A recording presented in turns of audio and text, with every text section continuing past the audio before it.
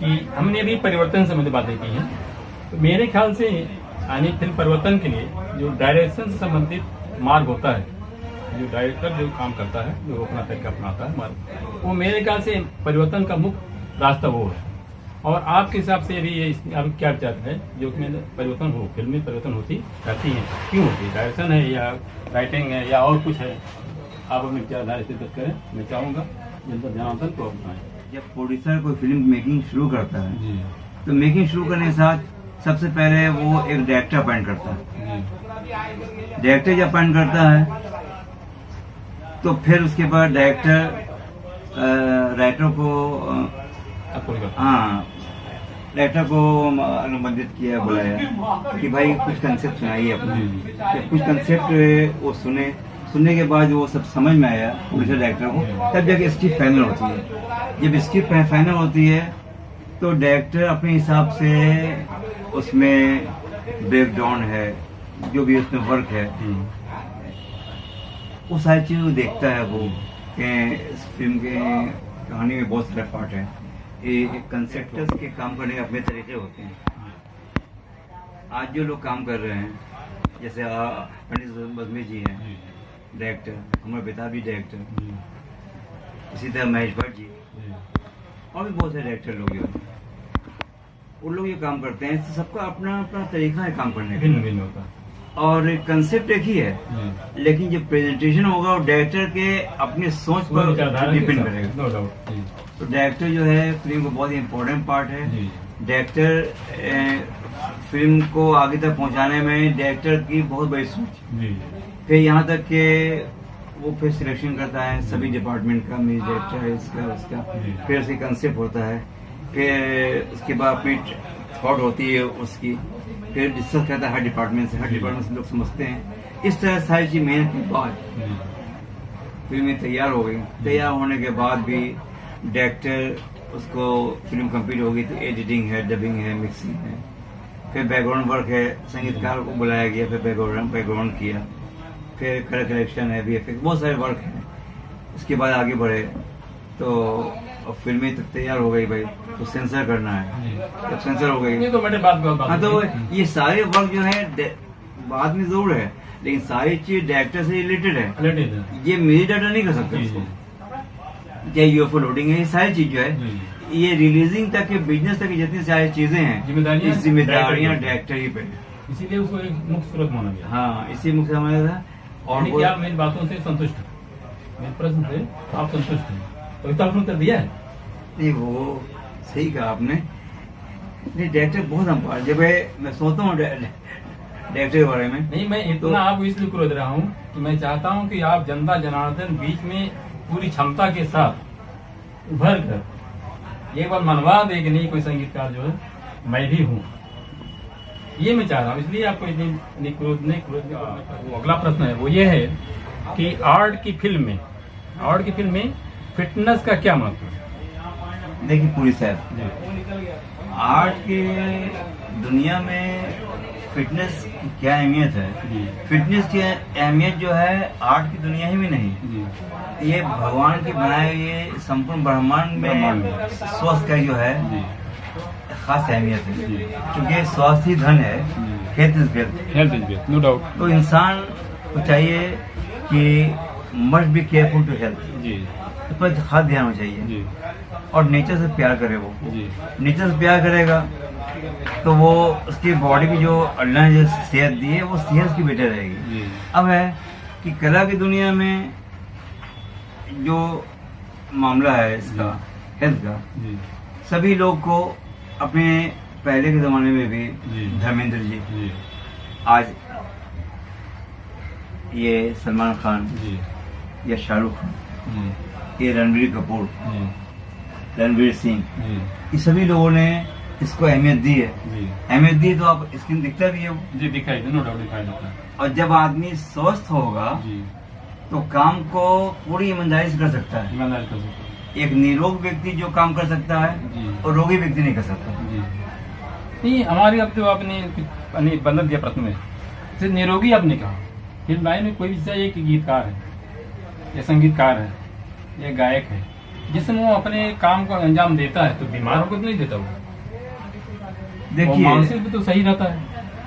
निरोग जो है इसका मामला हम मानसिक से नहीं है जी निरोग हर दृष्टिकोण से। जी जी एक गायक भी जब गाना गाता है, हमने बात फिटनेस पे कहा है। हाँ बात तो नहीं, आपकी- गायक जी। भी गायक का मामला फिटनेस का है। जी हाँ अगर उसका रियाज रहेगा, जी। बस संगीतकार है तो संगीत के बाद भी मैं ध्यान वहाँ चला जाता है। आप प्रश्न पर बनाए जा रहे हैं, ये बताइए अगर गायक दुबला पतला है, बहुत सारे गायक आप मैंने शुरू से अंत तक मिले हुए दुबले गाना नहीं गाए हो। नहीं, दुबला पतला होने से इंसान वीक नहीं होता। जी हाँ, अभी आप बात रहे हैं कमजोर नहीं नहीं, होता। वो नहीं। जी। ठीक है, मैं आपको समझा नहीं पा रहा था वो। मैं तो ठीक है, ठीक है। मैं तो समझ रहा था जी। और दर्शकों में समझा नहीं पा रहा था। जी जी तो कहने मतलब ये है कि अगर वो रियाज करता है, जी रियाज करता है तो उसका सांस कैसे सहज हुआ, जी और सांस ही मेन चीज है। जी उसी तरह से मैं ये मैसेज देना चाहता हूँ पूरे हमारे ऑडियंस को भी, जी कि आप लोग भी स्वास्थ्य पर उसे ध्यान जी। दें जिस तरह से हमारे बॉलीवुड के लोग जी ध्यान देते हैं जी कि स्वास्थ्य ध्यान है। जी। इसीलिए आप अपनी बॉडी बिल्ड पर ज्यादा ध्यान देते हैं, है ना जी? ये तो गॉड गिफ्टेड है। गॉड गिफ्ट है। आपने कभी जिम नहीं ज्वाइन किया? नहीं, जब मैं एक्सरसाइज करता था जी जी उस टाइम में जिम का वो टाइम नहीं था। जी जी अखाड़े में जाया करता था। जी मॉर्निंग में सुबह के वक्त में कॉलेज मेरा होता है 7 बजे से बस है, जी। तो 5 बजे भोर में उठकर अपने 3 मंजिला मकान था, जी छत पे जाके भी एक्सरसाइज करता था सुबह में 5:30 बजे। जी। फिर नहा के कॉलेज जाता था 7 बजे। तो आप एक और प्रश्न बना दिया। ये बताइए, आप एक संगीतकार हैं, जाहिर बात है आप बचपन से ही गाने बजाने के शौकीन रहे होंगे, और प्रातः के समय में लोग प्राय गीत गाना गाया करते हैं, बजाया धूम धुमाया करते हैं। तो आपने ये कसरती वाली बात कहाँ से ला दी बच्चों में? यानी कि आप लड़ने उड़ने के नहीं नहीं, आपने अभी हेल्थ से रिलेटेड बात किया। आपने कहा इतना फिजिकली फिट लगते हैं आप, जी। इसके रीजन किया। तो मैंने बताया कि सुबह टाइम उठता था, 7 बजे कॉलेज जाता था, जी जी फिर शाम के टाइम में भी 4 बजे जी। मैं व्यायामशाला में जाया करता था। जी जी और रही बात आपने कहा संगीत की, गाने शौक तो रहा होगा, जी। बेशुमार रहा होगा। जी लोग ये फिल्में रिलीज होती थी जी। तो लोग फिल्में देख के आते थे। जानते हैं सिकंदर ने कल देखा होगा, जी तो शनिवार को वो गाने की किताब वो जमाने में 15 पैसे में जी। बिकती थी, वो लेके नहीं, आते थे। उसमें दो केवल ही- हाँ। जी। और इस तरह से वो लोग सुनते थे। जी। इस प्रकार से आर्ट की दुनिया में यानी फिटनेस नहीं, आर्ट की दुनिया में नहीं, मैंने अभी आपसे ऑडियंस से भी कहा जी कि आर्ट की दुनिया में नहीं, हर इंसान को स्वास्थ्य के प्रति सजग होने की जरूरत है। जी उस पर ध्यान जी। दें। जो चीज अल्लाह ने आपको दी है जी उसकी हिफाजत करेंगे तो वो चीज चलेगी। चलेगी। जैसे एक शर्ट भी खरीदते हैं आप, उसको अगर नियमता आप इस्तेमाल करेंगे जी तो वो भी शर्ट, यानी उसकी देख रेख साफ सफाई पर विशेष हाँ, ध्यान वो देना जरूरी है। पड़ता है। और साफ सफाई का नाम ही तो ये जो है स्वास्थ्य के रिलेटेड है वो। जी जी जी। चलिए, जो अभी टॉपिक का जो अंतिम प्रश्न है वो ये है कि फिल्म परिवर्तन से संबंधित क्या कुछ अन्य जानकारियां भी आप दर्शकगण को देना चाहेंगे? ये मेरा अंतिम प्रश्न है और चाहेंगे इसको ग्रुप से आप लोगों को जनता देखिए, पहुँचाएं। ये बहुत आपने बहुत अच्छा क्वेश्चन किया। आपने फिल्म परिवर्तन, हमने आपको बताया कि संसार का नियम ही परिवर्तनशील है। समय समय के साथ जैसे जैसे लोग में डेवलपमेंट हुआ, सोच बदली, उस वैसे वैसे जी लोग अपने मनोरंजन के साधन तलाश करता रहा। पहले रामलीला हुआ करती थी, जी इससे फिर फिल्मों का दौर शुरू हुआ, ब्लैक एंड व्हाइट फिल्म बनती थी, जी फिर technique colour I, ji. Geva colour I, stunner colour I. अब तो कलरों का मामला ही नहीं, अब तो इतने कलर बना लिए जाते हैं। जी तो कहने मतलब है परिवर्तन बहुत जरूरी है। तो ऐसे से वक्त के साथ साथ पहले जो फिल्म बनती थी जी। वो सामाजिक होती हुआ करती थी, और सामाजिक अच्छा, फिल्में ये बताइए, एक मिनट आप अभी आपने कहा सामाजिक, पहले की फिल्में जो बनती थी बहुत सामाजिक बनती थी, तो क्या आज जो फिल्में बन रही हैं वो असामाजिक बन रही हैं? नहीं, आज बहुत सारी फिल्में बन रही हैं। कुछ फिल्में सोशल भी होती हैं जैसे पहले बनती थी, जी और आज जो फिल्में का जो है उससे सत्य घटना पर आधारित जी। फिल्में, ऑर्बिट मूवी बनने लगी, जी। बहुत तरह के फिल्मों का डायरेक्टर ने कि अपनी सोच के हिसाब से अलग अलग कंसेप्ट लेके कि कुछ मैसेज दिया लोगों ने, मैसेज देने के लिए अलग अलग फिल्म बनाई। पहले समाज होता था सिर्फ वो घर की बेहतरी के लिए वो लोग फिल्में देखकर मनोरंजन करते थे। आज फिल्मों से बहुत सारी चीज़ सीखने का मौका मिलता है।